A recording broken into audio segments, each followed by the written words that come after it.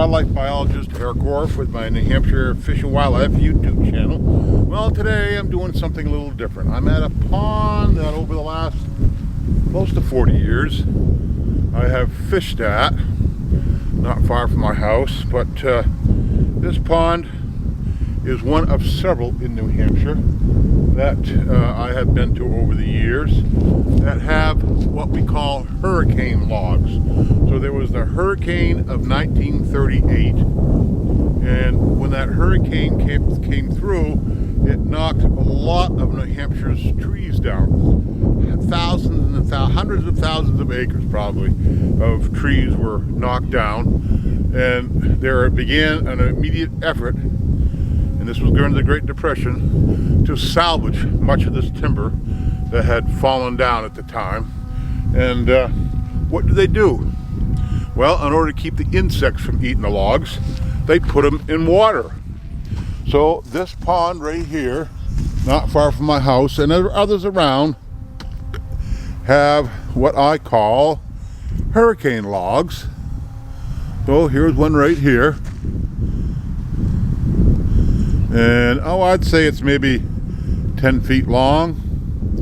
And this one, I just try to look at the end of it, but a lot of these logs, even though they have been in the water for some 80 years now, one end or the other will have a stamp, U.S., standing for U.S. government. So these are all cut down, these are all sawed up and became property of the United States government. And the wood was salvaged over the next number of years, but lots of the logs simply sank. They were lost. But you know, every September, maybe October, and sometimes in the spring, these logs come popping up from the depths of New Hampshire and resurface. So if you are a bass fisherman like me, or a fisherman, well, come May and June, you're going to be on the lookout as you boat around lakes of Turkey Pond and Concord, Clough Pond and Loudon. I don't know, I would have to strain my brain a little harder to think about, but I bet I've been to more than a dozen, probably at least 20 ponds here in central and southern New Hampshire over my life, that each spring and sometimes in the fall up pop these hurricane logs. Well, a few years ago, a number of these logs apparently had popped up, and the north wind drove them into this cove, and here they lay. Well, I would say more than a decade later, they've been sitting here. At one time, they were probably 4 or 5 visible right here at the shoreline. Now I see 2, 3, 4 right here, so there might have been maybe a half a dozen at one point.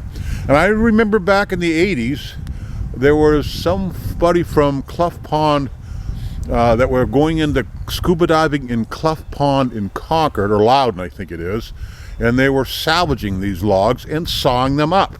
And because the wood had been soaked for such a long time in the water, it made the wood, which was still usable, very unique and valuable. So there have been efforts over the decades to salvage some of this lost timber from the great hurricane of 1938. So it's just a very interesting story. There was a book called They Sawed Up a Storm, I think it's called. It's was written by a person I've known a long time.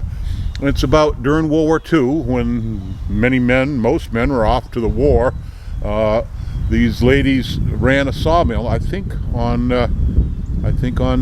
Turkey Pond in Concord, and sawed up a lot of these logs during World War II, salvaged and sawed them up. So yes, New Hampshire's lakes are filled with hurricane logs.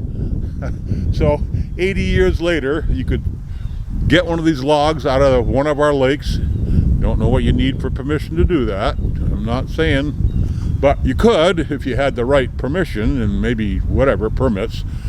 Salvage some of these logs and saw them up into very unique wood. So yeah, just a very unique story here in New Hampshire. So hurricane logs are scattered through ponds across New Hampshire, and every spring and every fall, don't they pop up? What great habitat for fish, I'm thinking. And there it is. So unique.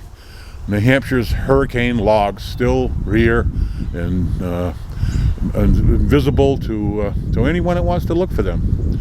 Awesome, awesome, awesome. Just something unique about this part of New Hampshire.